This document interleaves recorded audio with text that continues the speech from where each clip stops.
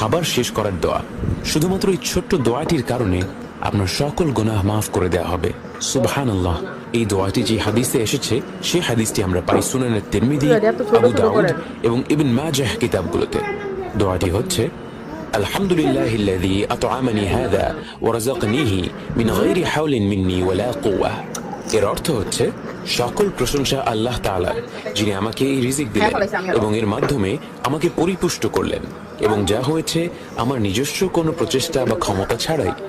খাবার শেষে যখন আপনি আল্লাহর প্রশংসা বর্ণনা করলেন এবং এটিও লক্ষ্য করলেন যে সেই খাবারটি আপনার নিজস্ব কোনো প্রচেষ্টায় আসেনি, বরং এটা পুরোপুরি আল্লাহর দান, শুধুমাত্র এই ছোট্ট দোয়াটির কারণে আপনার সকল গুনাহ মাফ করে দেওয়া হবে।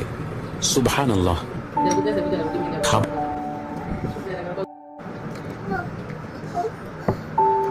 নিষেধ করছি, মতো আমরা খাবো না। কেন? তোমরা খাবার তুমি খাও।